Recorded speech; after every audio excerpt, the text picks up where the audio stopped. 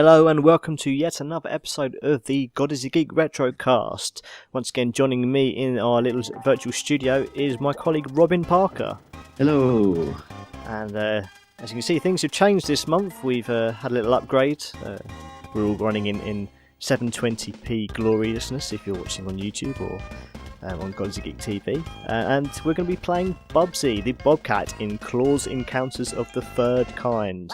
Yeah, you couldn't possibly think of a better game to show off our nice new 720p. Yeah, I think we probably should have thought better on this one, but Bubsy's got a reputation as being one of the worst games around. I don't think it is the worst, but it's pretty terrible. I definitely invested a lot of hours into this game when I was younger, but I suppose back then, if you had a game, you were going to play it, whether it was rubbish or not. You couldn't afford to buy another one. Certainly, I mean, I had a distant relative that came over with this on the Mega Drive, and sure, while it was there, I played it. I think I kept getting to the 6th level, which you'll see in a bit, and then that's about it. But 1993, both developed and published by Accolade. I don't know what they're doing around, if they're even still around anymore. No, I think they've gone now, more or less. Or could have got conglomerated into something else. True, I vaguely remember Accolade as being one of those companies that did churn out a lot of rubbish. And this is one of them.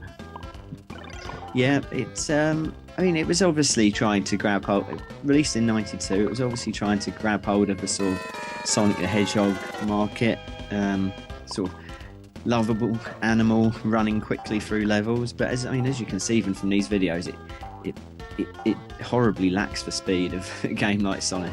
Yeah, it almost feels as if they're trying to give Bubsy the momentum of Sonic in that kind of physics, and that you can go fast, but when you try to go slowly, he's a bit difficult to control. Unfortunately, they haven't quite got it right, and as a result, Bubsy is incredibly difficult to control at all.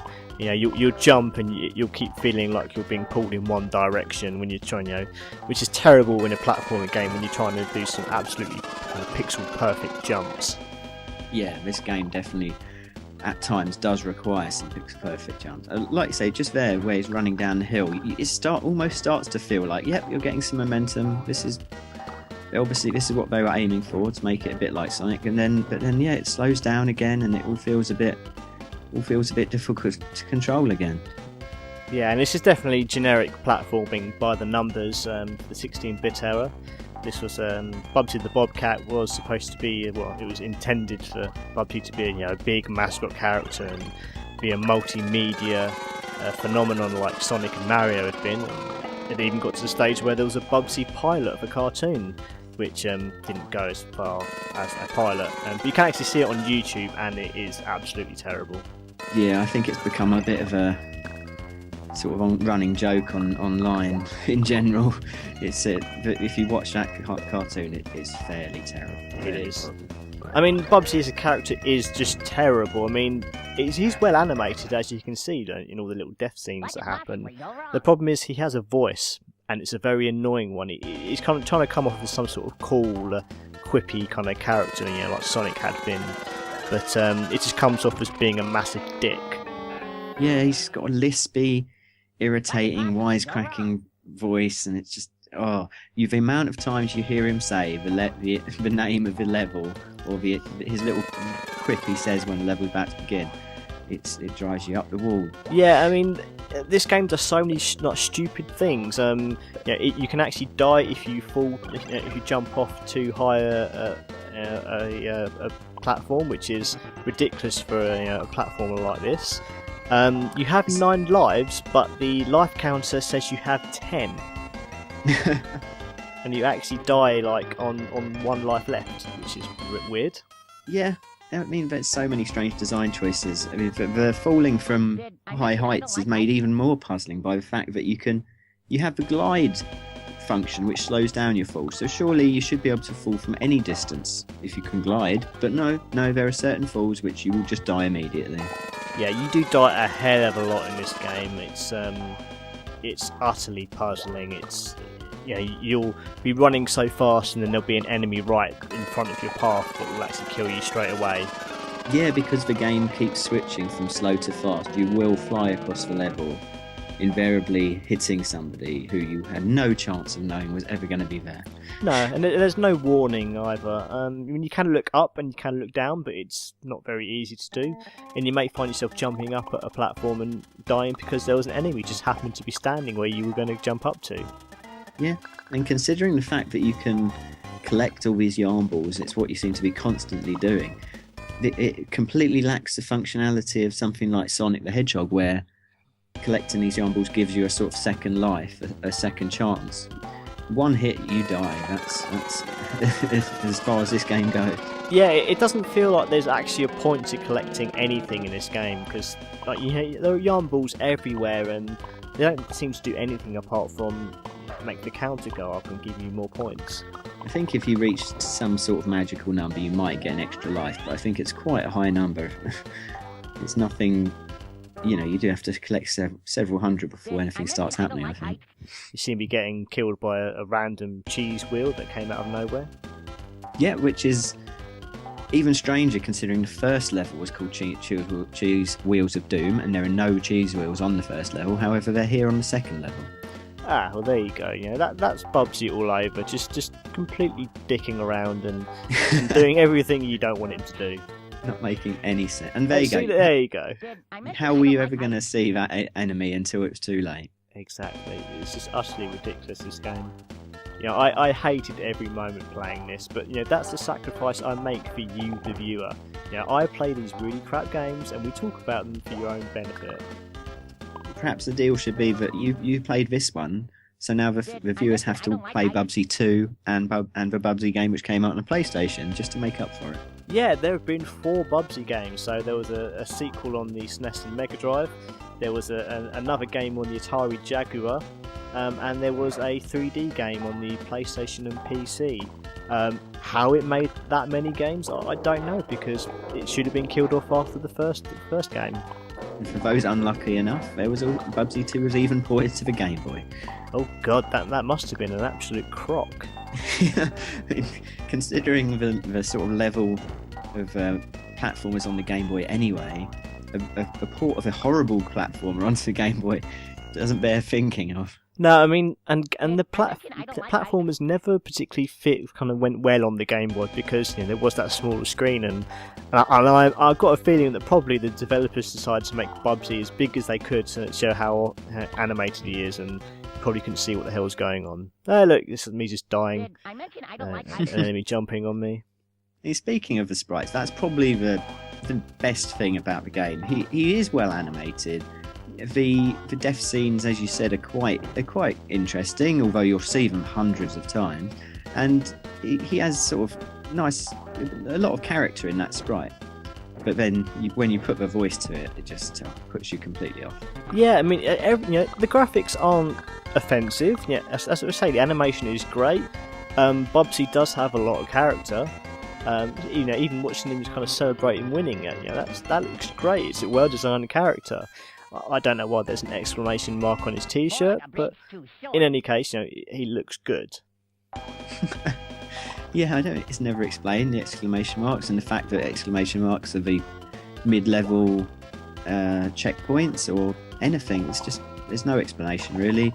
It's just there's these aliens who've come to Earth to steal yarn. Bubsy's a cat. He doesn't want him to steal his yarn. That's about as far as we get. And that's fine. I mean, and that's basic. There we go. At least I die in water because I'm a cat. But I mean, that's this is pretty much generic 16-bit platform, and it's right there. There's not really much of a story. There you go again. A random character that doesn't seem to have too much thought put into it. It looks nice. The levels are pretty generic. The music is, the same tracks go through many levels, and the sound effects are incredibly annoying. All in all, a brilliant package. It is, yeah. You see, look, I went right and it started to go left and into the water. This is a screen you'll be seeing many times, of course. Yes, was there a password system? I'm not sure if I can remember that. We're going to get to that, and there is a password system, and very rarely you'll actually be given one of these passwords. And there isn't even a password mode on the title screen that's obvious. You actually have to press select for this little screen to appear where you can actually put your passwords. And there's also a 2-player mode as well, which you take turns to play levels, but how you'd find someone else that wants to play this with you, I don't know. Maybe as a punishment? Probably some great big practical joke. Of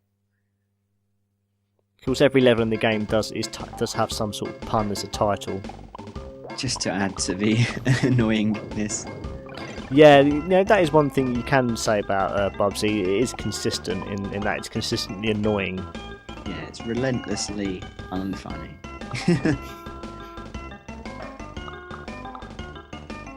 Yeah, this is proof that we aren't afraid to cover bad games on this show, and I think Bubsy does have relevance in retro gaming because it is that bad. It is that example of a game that that could have been really good, but was just crippled by horrible design.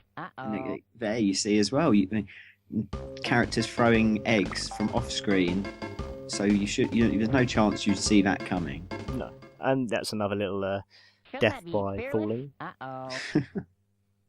And for such a terrible game, I put hours into this game. It's you think about your wasted youth.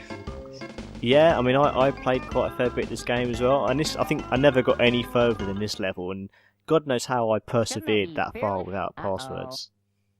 No, because I couldn't remember if there were passwords or not, and when you said about accessing them, I think I must never have used passwords. I must probably never even figured out that you could press select to bring up a password screen. No, I actually had to look on the internet for this, because I thought there was passwords, but as to how to get them, I can never remember. And they're probably handed out so few and far between whilst playing the game. That's right. And this was obviously, of course, before you got save games on the battery backup on the cartridge. Not like anything like Donkey Kong where you could come back and carry on with parts where you were on a level. No, you'd have to start again, and if you couldn't find those passwords. Yeah, I mean, even at this stage of the 16-bit generation, battery backup was quite a scarce thing.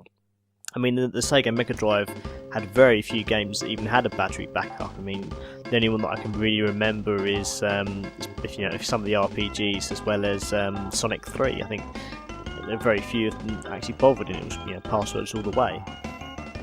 Yeah, part of that some of that might be down to sort of Mega Drive Genesis had a very arcade sensibility about it, didn't it? But whereas the SNES sort of was more of a, well, I don't know, it was a very different feel overall. So we got fed up of that level now, and we're moving over to one of the most annoying levels I've ever experienced in the game. So we're just going to have a look around and see what awaits us. Oh look, water. Having to time jumps on a moving platform where you can't actually see when you look down whilst you're jumping. Yeah. It's incredible. It's such a stupid design choice. Just designed to irritate and to stop you from finishing the game too quickly. That's right. There you go. And I have no idea how I could have possibly avoided that. This is the sort of game that you thought the home console market had eliminated, because you could imagine something like this in the arcade, where it's designed to sap your coins to take as much money as possible. But on a home console, you just didn't expect to see this anymore. I mean, what I noticed is when I fell in the water just then, there was actually crates and things to indicate that you could walk down there, but if you do, you die. It doesn't make any sense.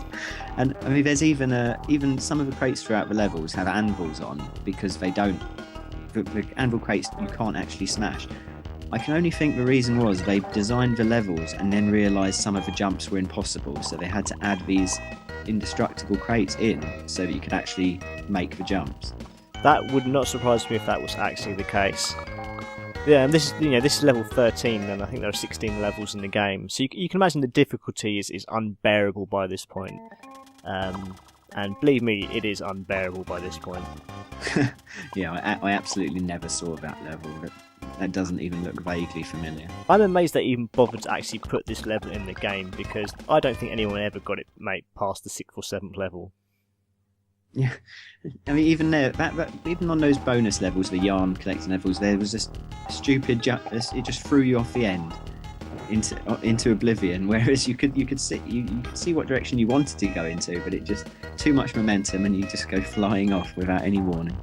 So I wonder what's all the way to the right in this level. Let's just keep running for a bit longer and see what we can find. Still running. Look, a crate. Quite an achievement that you didn't get killed by anything on the way. That's the only time I've ever been able to run fast in one direction and not die. Yeah, you actually had a feeling of freedom, and it got you to nowhere really. No, and now we've got all the way back and find out how to get up. And it's just another example of a brilliant level design. Yeah, I think Bubsy is generally just an example of how not to make a video game in the early 1990s. Yeah, anything but graphically, it's horrible. Yeah, more style than substance by far. No substance. Well, yeah. A whole lot of bouncing. Yeah. The enemies just are crazy as well. The aliens are meant to be the main antagonists, but then all the other enemies in the game are completely insane as well. I mean, birds with pilot hats on, not laying eggs at you, but spewing eggs at you. I mean, it's really odd design. As you can see, I just accidentally fell down and have to go through the whole thing again. Oh, that's nice. Yeah, it's great. There's not really much variety in the enemies either, or the levels. In fact, I mean, every couple of levels, the scenery will change, but that's about it, really. Yeah, these very same enemies were on the first level you played through, so you can see the level of variety. You've gone through another 12 stages, and still they're all identical. Yeah. And on that note, I'm fed up of talking about Bubsy. I don't know about you, Robin. Don't blame me. Next week we will play a better game, I promise. But every Tuesday we release videos, and not all of them are like Bubsy. Some of them are actually really good games. You've got to take the rough with the smooth. That's right. And you can watch those as part of the God is a Geek YouTube channel, or as part of God is a Geek TV on iTunes or blip.tv. You can also check us out on all our other podcasts, videos, news, reviews and previews at godisageek.com. And finally, you can also follow us at the Retrocast for the latest goings on with the show. And until next week, happy gaming. Bye. Don't play Bubsy ever.